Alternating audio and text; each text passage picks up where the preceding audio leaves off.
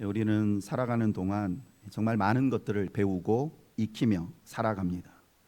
어린이집과 유치원에서 짧게는 3, 4년, 초등학교 6학년, 중학교 3학년, 고등학교 3년, 도합 15, 16년을 학교에서 공부하고 거기에 대학에서의 4년을 더하면 우리 인생의 20년을 공부하는 데만 쏟아붓습니다. 하지만 아시는 것처럼 그것으로 끝이 아니고 사회에 나가 직장에 들어가서도 자기 분야의 전문 지식을 익히고 또 자격증 한두 가지 획득하기 위해서 계속해서 공부합니다. 거기에 들어간 시간뿐만 아니라 돈과 정성까지 포함하면 공부하는 데 들어간 우리 인생의 세월, 가치는 상상을 초월합니다. 그런데 성도로서 생각을 해보면 이 세상 살아가는 데 필요한 지식과 기술을 배우는 일에는 그렇게 많은 시간, 물질, 정성을 쏟아 부으면서 정작 그거보다 훨씬 더 중요한 일, 즉 우리를 천국으로 인도하는 지혜를 배우는 것, 다시 말해 여호와 경외하는 법을 배우는 일에는 그 10분의 1, 100분의 1도 쏟지 않는 것이 우리의 현실입니다. 이보다 더 안타까운 현실은 초등학교에서 고등학교까지 무려 12년 동안 영어를 배웠지만 정작 외국인 앞에 서면 한마디도 못하는 사람이 대부분인 것처럼 교회를 다닌 지 수십 년이 지나도 하나님 경외하는 것이 무엇인지 알지 못한 채 살아가는 성도들이 너무 많다는 사실입니다. 왜 그럴까요? 왜 그렇게 오랫동안 신앙생활 해왔으면서도 정작 신앙의 핵심, 지혜의 시작이자 지혜의 토대가 되는 여호와 경외하는 것이 무엇인지 모른 채 그저 막연하게 신앙생활을 할까요? 오늘 본문은 그 분명한 이유와 그리고 그에 대한 해답을 우리에게 보여줍니다. 지난 시간에는 잠언 1장 말씀을 통해서 참된 지혜가 무엇인지에 대해 살펴보았습니다. 잠언은 단순히 세상을 성공적으로 사는 법을 가르쳐주는 처세술이나 세상의 다양한 경험을 모아놓은 책이 아니라 하나님께서 자기 백성들에게 너희는 이렇게 살아야 한다라고 가르쳐 주시는 하나님의 교훈, 하나님의 계명이라고 말씀드렸습니다. 지혜는 단순히 IQ가 높고 머리가 좋은 것을 의미하는 것이 아니라 하나님을 경외하는 일을 전문가처럼 능숙하게 해내는 기술, 이것을 지혜라고 말씀을 드렸습니다. 그 누구보다도 하나님을 잘 경외하는 사람, 완전히 하나님 경외하는 일에 전문가 수준에 이르는 이거를 저 사람 참 지혜롭다라고 말합니다. 하나님을 하나님으로 인정하고 삶의 모든 영역을 하나님의 다스리심, 주권 아래 놓아두는 여기에서부터 참된 지혜가 시작됩니다. 그런데 미련한 사람은 계속해서 자기의 주장, 자기의 경험, 자기의 고집을 앞세우며 권면을 받아도 듣지 않고 말씀의 거울 앞에 서 있으면서도 자신의 모습을 제대로 보지 못한다고 말씀드렸습니다.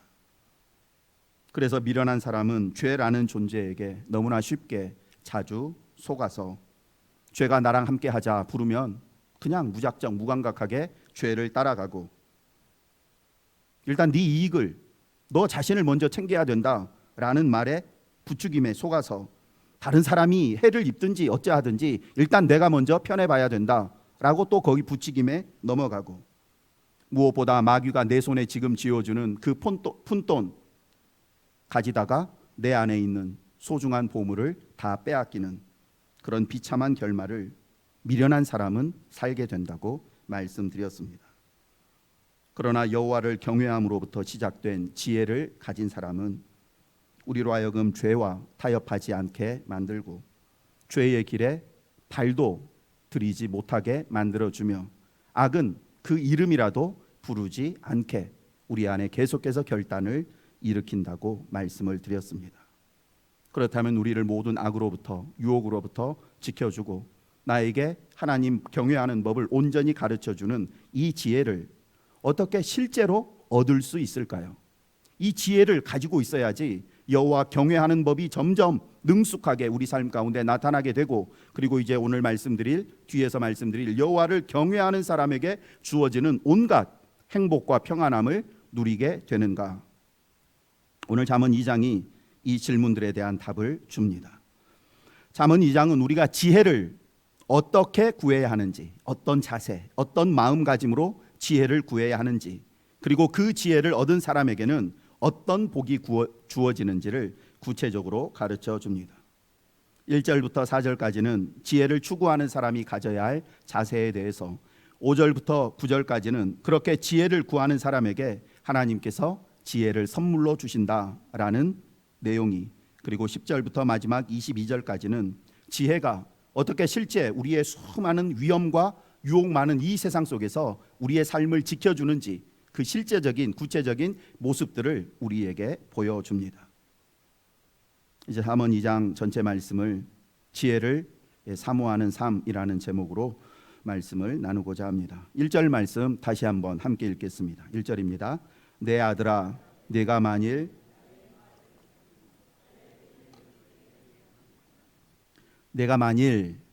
조건적인 조건문이라고 할 수 있습니다. 이거는 이제 5절 이하에 살펴볼 텐데, 5절 이하에 기록된 놀라운 약속과 축복들이 아무에게나 그냥 무조건적으로 주어지는 것이 아니라 네가 만일이라고 뒤에 나오는 이 조건을 충족한 사람에게만 5절 이하에 나오는 하나님의 은혜가, 지혜가, 복이 임한다라는 의미입니다.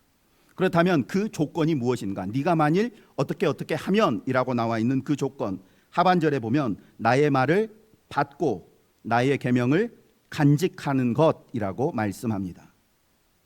말씀을 받는다라는 말은 말 그대로 그냥 이렇게 행동으로 보시면 됩니다. 제가 여러분들에게 뭔가를 주는데 가치 없는 것을 준 게 아니라 엄청나게 귀한 것, 금덩이보다 더 귀한 것을 제가 여러분한테 이렇게 건네주면 여러분 어떻게 받습니까?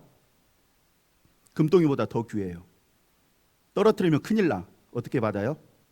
정성스럽게, 떨어뜨리지 않게, 하나라도 놓치지 않게, 그렇게 해서 요 받는 거를 나의 말을 받으며 라고 말합니다. 그리고 제가 여러분한테 이렇게 뭔가를 귀한 거를 전해주려고 하는데 중간에 누가 뺏어갈 수도 있잖아요. 요 뺏어가지 못하도록 그렇게 받는다라는 의미입니다. 귀한 보물을, 선물을 받는 것처럼 혹시라도 떨어지면 이게 땅에 묻어서 더러워지게 되고 망가질까 봐 조심스럽게 정성을 다해서 누가 뺏어가지 못하도록 받는다. 제가 1절부터 4절까지 계속해서 말씀드리는 것은 조건입니다. 하나님의 말씀을 들을 때, 받을 때 이런 자세로, 이런 마음으로 받는 사람만이 5절에 나오는 하나님의 지혜를 얻게 되고 하나님 경외하는 법이 무엇인지를 그때서야 비로소 깨닫게 된다라는 겁니다. 제가 지금 하나님의 말씀을 전해드리는데 이 말씀을 여러분들이 받으셔야 됩니다. 방금 말씀드린 그 자세로. 그리고 간직한다라는 말은 그렇게 받은 소중한 보물을 아무데나 놓아서는 안 되잖아요. 우리 집에 금고가 있다 그러면 워낙 귀한 거니까 그 금고 속에 보관해 놓는 요것을 간직하다라는 의미의 뜻입니다. 그러므로 나의 말을 받으며 나의 계명을 간직하라라는 말은 하나님이 전해주시는 말씀 단 하나도 한 귀로 듣고 한 귀로 흘려 듣거나 말씀을 놓치지 말고 잘 받아서 귀한 보물을 보관하듯 마음 가장 깊은 곳에 보관해 두어라 라는 의미입니다. 이 말씀을 보면서 평소 하나님의 말씀을 듣는 우리의 태도가 어떠한지 돌아보기를 원합니다. 나는 어떤 자세로 하나님의 말씀을 받는가? 보물을 받듯이 단 하나도 떨어뜨리지 않으려고 집중해서 두 손을 꼭 내밀어 받자마자 그것을 꼭 움켜쥐는지, 아니면 그냥 예배 시간 되어서 교회에 나와 멍하니 의자에 앉아 딴 생각하고 말씀 한 귀로 듣고 또 한 귀로 흘려보내고 졸고 핸드폰이나 주보 만지작거리며 하나님의 말씀을 그냥 받아도 되고 안 받아도 되는 그렇게 가벼운 것으로 여기지는 않는지, 또한 성령님께서 내 마음속에 감동을 주신 그 말씀 마음에 깊이 간직해서 어찌하든지 하루 일주일 동안 그 말씀을 붙들고 살려고 노력하는지, 아니면 예배당 문 나서는 순간 오늘 설교가 무엇이었는지조차 다 잊어버리지는 않는지, 정직하게 우리 자신을 돌아보며 지금부터라도 하나님 말씀 잘 받고 잘 간직함으로 하나님 경외하는 법을 정말 전문가 수준에 이르기까지 배워 나아갈 수 있기를 원합니다. 제가 성경을 읽자 그러면 큰 소리로 읽어야 한다고, 하나님 말씀 들을 때 필요하면 필기를 하면서까지 들으시라고 말씀드리는 이유가 여기에 있습니다. 말씀을 잘 받고 간직하는 것 역시 배우고 훈련하려고 노력하지 않으면 저절로 되지가 않습니다. 12년 학교 생활 하루도 빠지지 않고 초등학교, 중학교, 고등학교 다 개근상을 받는다고 해도 수업 시간에 선생님이 가르쳐 주시는 거 잘 받으려고 마음을 다해 집중하고 노력하지 않으면 외국인 앞에서 한마디도 못하는 것처럼 10년, 20년 매일 예배를 드려도 마음을 다해서 하나님의 말씀을 받으려고, 그 말씀을 간직해서 그 말씀대로 살려고 노력하지 않으면 여호와 경외하는 법을 배울 수가 없습니다. 그래서 말씀을 들을 때 하나라도 놓치지 않겠다는 마음으로 집중하시기를 원하고, 필기하는 것이 어려우면 그냥 아멘으로라도 반응하시기를 원합니다. 뒤에서 다시 말씀드리겠지만 5절 말씀 함께 읽어보겠습니다. 5절입니다. 그리하면 여호와 경외하기를 깨달으며 하나님을 알게 되리니. 1절 그리고 이제 2절 3절 계속해서 말씀드릴 텐데 4절까지 이렇게 하지 않으면 여호와 경외하기를 깨달을 수가 없습니다. 내가 아무리 여호와를 경외한다, 나 여호와 경외하는 삶을 살고 싶다라고 해도 평생 신앙생활해도 말씀을 이렇게 받아들이지 않으면 여호와 경외하는 것이 무엇인지를 깨달을 수가 없고 진짜 하나님이 어떤 분이신지를 우리가 알 수가 없다라는 겁니다.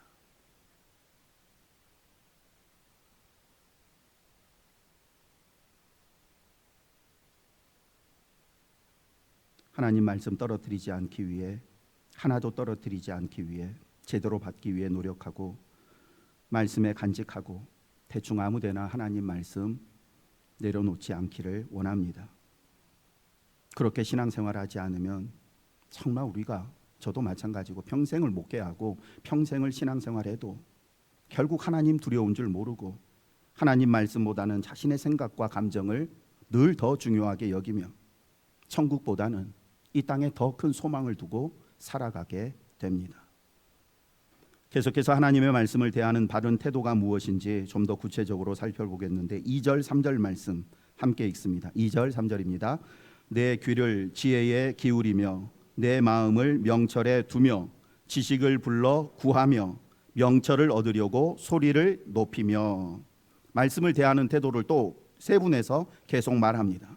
귀를 기울이며, 선포되는 말씀 한마디도 놓치지 않기 위해 귀를 쫑긋 세우고 집중하는 모습을 나타내고, 마음을 명철에 둔다라는 말은 수없이 말씀드린 것처럼 마음은 단순한 내 감정이 아니라 나의 생각을 일으키는, 그리고 내 감정이 솟아나오는, 그리고 내 행동을 주관하는 의지, 지정의를 주관하고 있는 장소가 마음입니다. 이 마음을 명철에 두라고. 지난 시간에 명철이 뭐라고 말씀드렸습니까? 명철은 분별력이라고 말씀을 드렸습니다. 내 앞에 있는 두 가지 중에서 무엇이 선하고 악한 것인지, 이 두 가지 중에 뭐가 나한테 유익하고 뭐가 나한테 해로운 것인지, 두 가지 중에 뭐가 잠깐 유익을 주고 뭐가 영원토록 나에게 유익을 주는지, 두 가지 중에 어떤 것이 나를 하나님께로 더 가까이 가게 만들고 더 멀어지게 만드는지, 이거를 분별해내는 능력을 명철이라고 말합니다. 이것에 도대체 내가 하루하루 살아가고 내가 경험하고 만나는 수많은 것들 가운데 뭐가 정말 나에게 유익하고 영원하고 나를 이롭게 하고 나를 하나님께 더 가까이 나아가게 하는지, 요 분별하게 하는 이 명철에 우리의 생각, 감정, 의지, 행동을 두라라는 것입니다.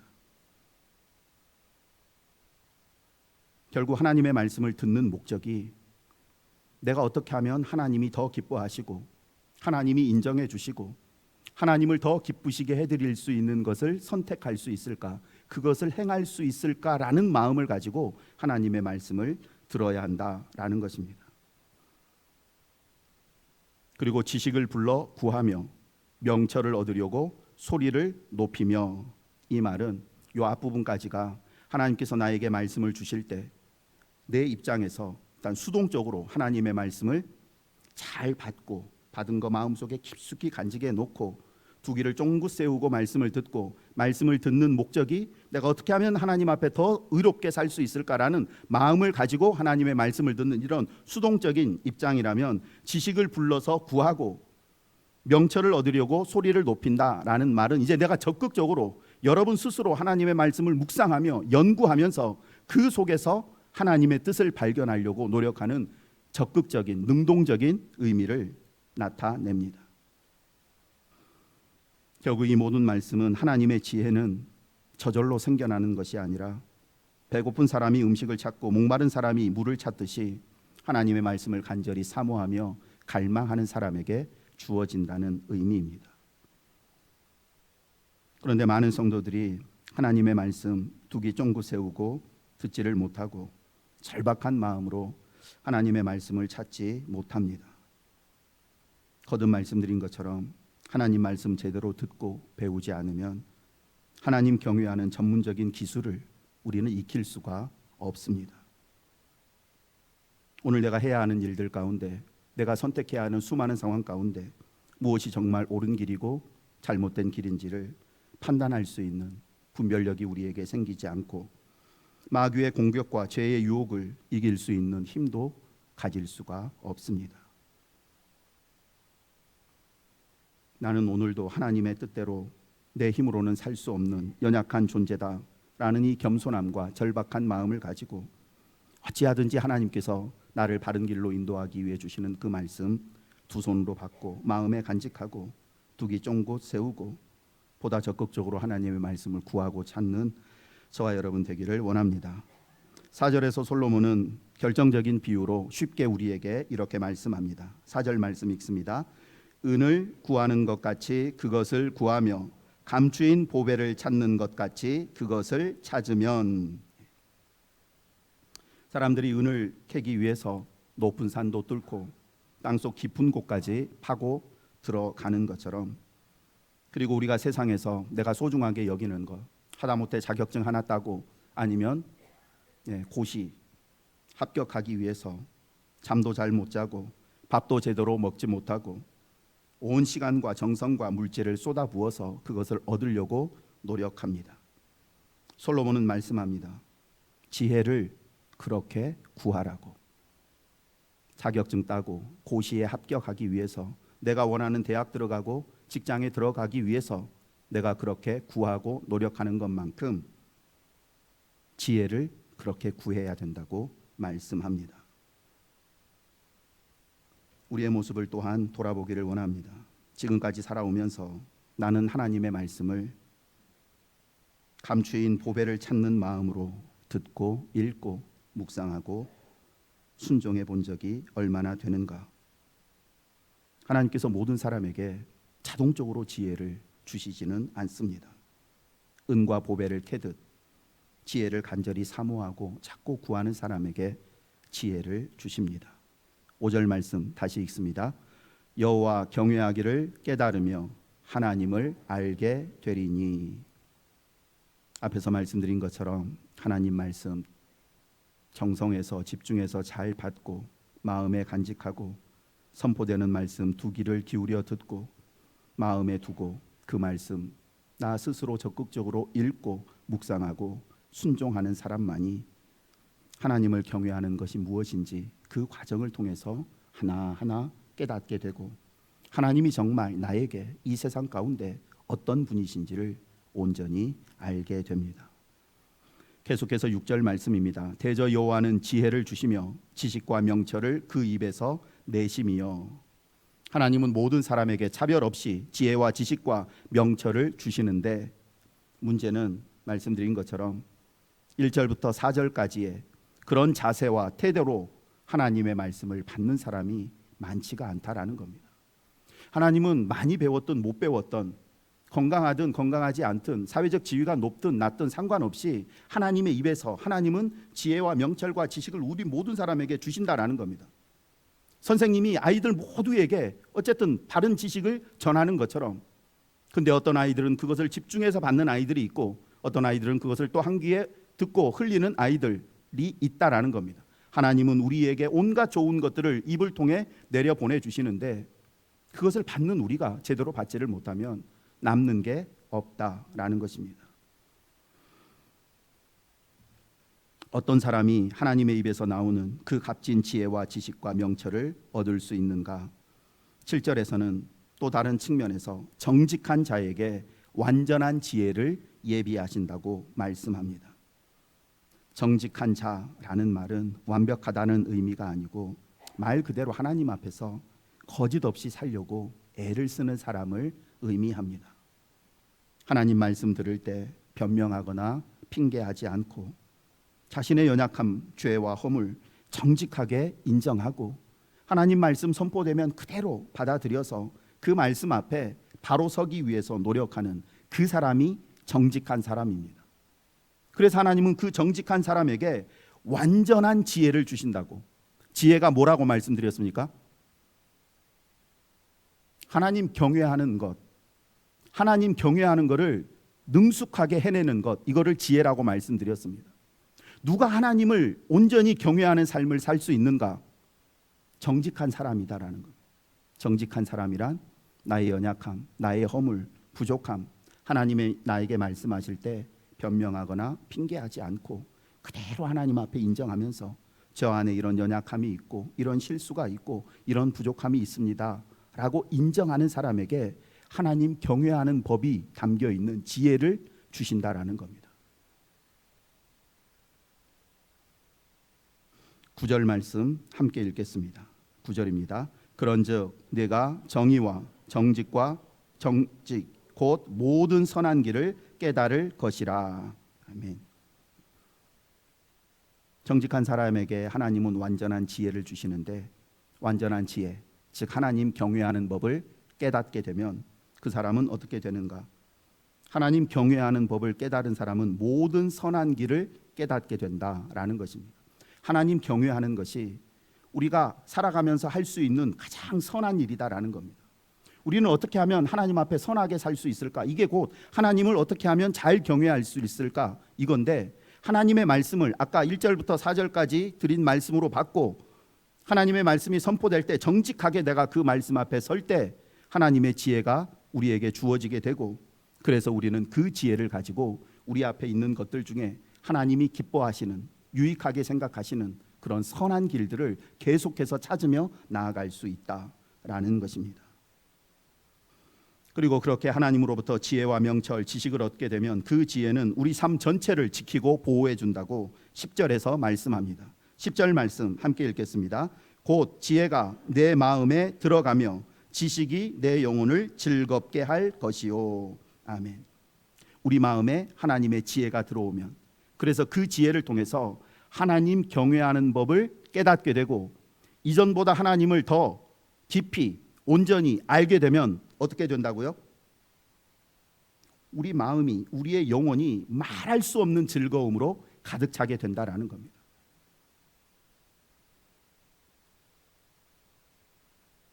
하나님 경외하면 경외할수록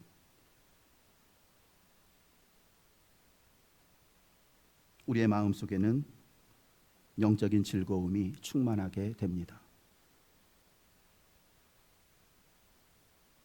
우리의 영혼의 평안함과 즐거움, 세상이 줄 수 없는 참된 기쁨과 평안과 만족, 행복, 이것은 우리의 마음속에 지혜가 들어올 때, 즉 우리의 마음이 지정의, 이것이 하나님을 경외하는 쪽으로 집중되어 있을 때 우리는 돈이 없고 건강이 상하고 이런저런 세상에서 인정받지 못해도 우리 안에는 즐거움이 넘치게 된다라는 겁니다. 나 같은 사람이 하나님을 섬길 수 있고 하나님이 나를 사랑해 주신다는 이 마음이 세상 그 무엇과도 비교할 수 없을 만큼 우리를 행복하게 만들어 줍니다. 계속해서 11절 말씀을 보면 지혜를 마음에 간직한 사람, 즉 하나님 경외하는 법을 배우면 배울수록 우리 곁에 두 명의 강력한 호위무사가 함께하면서 우리의 삶을 지키고 보호한다고 말씀합니다. 11절 말씀 함께 읽습니다. 근신이 너를 지키며 명철이 너를 보호하여.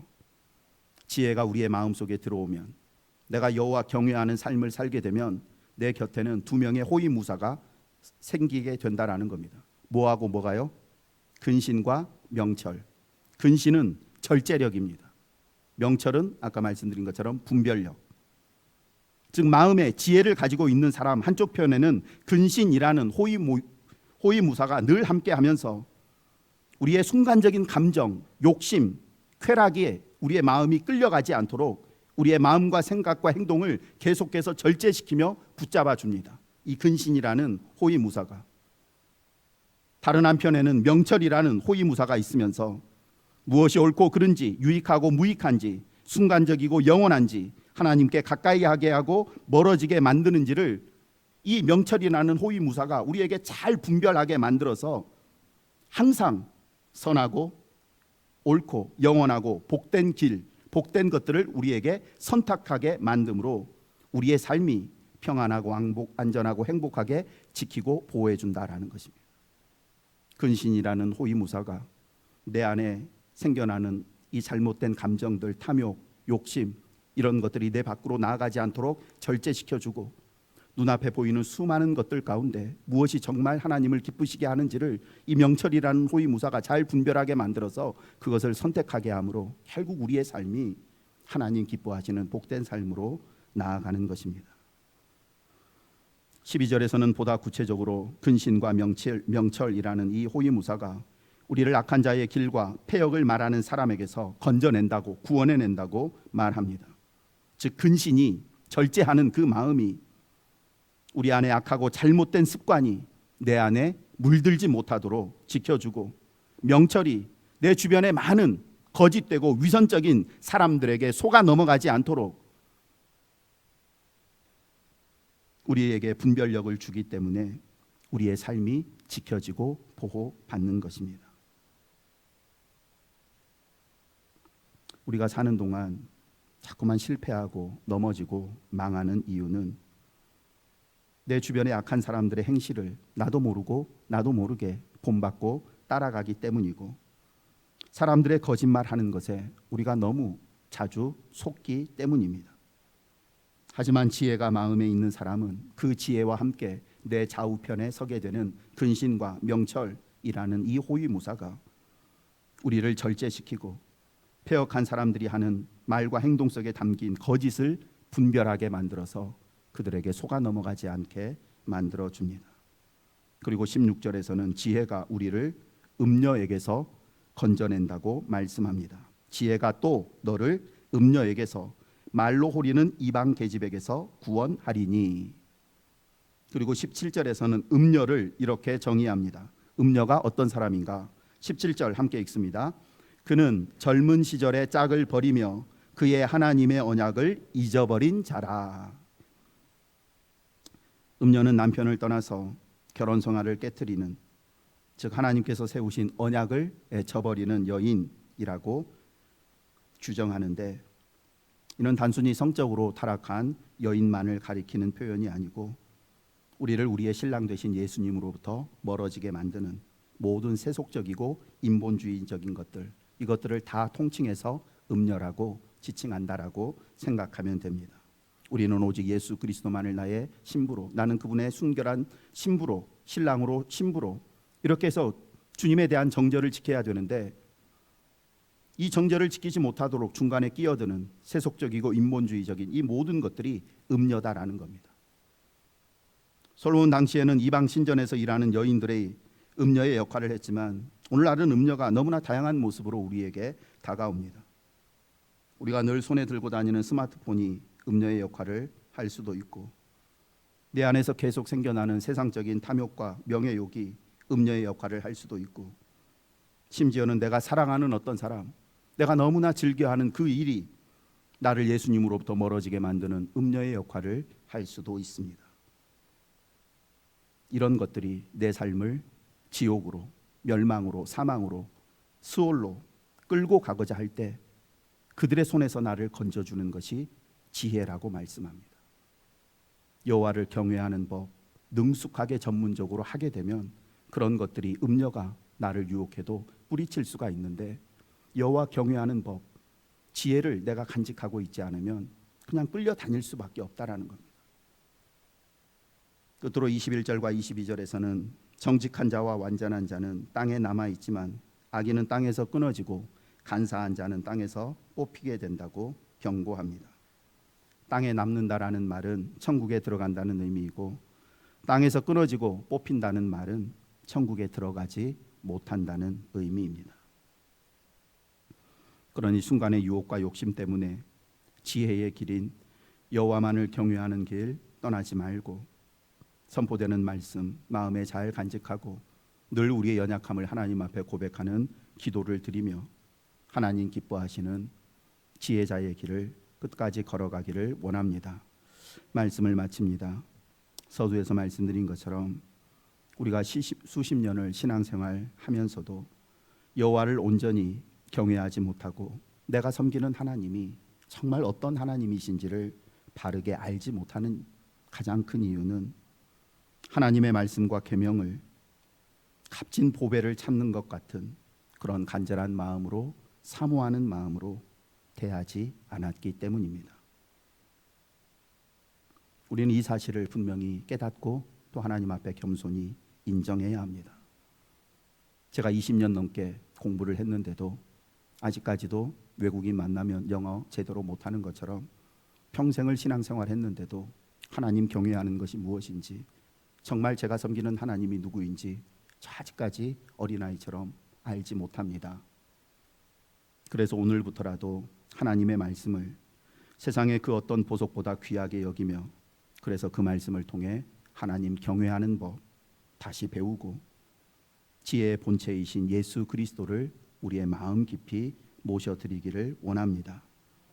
저와 여러분의 마음 속에, 생각 속에, 감정 속에, 일상의 모든 행위 속에 지혜가, 즉 예수 그리스도가 항상 거하여 있게 되기를 간절히 소망합니다. 지혜의 근원이 되시는 하나님 아버지, 오늘 잠언 2장 말씀을 통해서 하나님께서는 지혜를 보배처럼 사모하는 사람에게 부어주셔서 그 지혜로 저희의 영혼을 즐겁게 하시고 모든 악과 거짓과 음녀의 유혹에서 저희를 지켜준다고 말씀해 주시니 감사합니다. 저희가 그동안 세상의 일에는 저희가 원하는 것 얻기 위해는 그토록 많은 노력과 열정을 쏟아부으면서도 정작 참 지혜이신 예수 그리스도를 우리의 마음 깊이 모셔드리는 일에 너무나 무관심하고 게을렀음을 고백하며 회개하오니 용서하여 주옵소서. 오늘 이 시간 이후로 저희가 하나님의 말씀을 값진 보배를 찾는 마음으로 듣고 읽고 묵상하며 순종하게 하여 주옵소서. 그리하여서 참 지혜이신 예수 그리스도께서 저희의 생각과 감정과 행동을 다스리게 하여 주옵소서. 저희 사랑하는 자녀 손들도 어려서부터 지혜이신 예수 그리스도를 마음에 모시고 어린 시절부터 여호와를 경외하는 지혜로운 삶을 살게 하셔서 이 세상에 가득한 거짓과 음료들로부터 그들의 영혼을 잘 지켜내게 하여 주옵소서. 신성교회 모든 성도들 하나님 말씀 들을 때 한마디도 흘려보내지 않고 마음 깊은 곳 보배처럼 간직하게 하시고 그 말씀대로 순종함으로 복되고 형통한 삶을 살게 하여 주옵소서. 사랑하는 성도들의 가정과 일터, 가족들의 건강을 안전하게 지켜주시고 질병과 사고로 고통 중에 있는 성도들에게 온전한 치유와 회복의 은혜를 베풀어 주옵소서. 특별히 내일 신장 이식 수술을 진행하게 될 이영숙 권사님 오빠와 딸 가운데 함께 해주셔서 온 가족의 기도가 그들 가정에 기쁘고 선한 결과로 이어지게 하여 주옵소서. 예수님의 이름으로 기도드립니다. 아멘.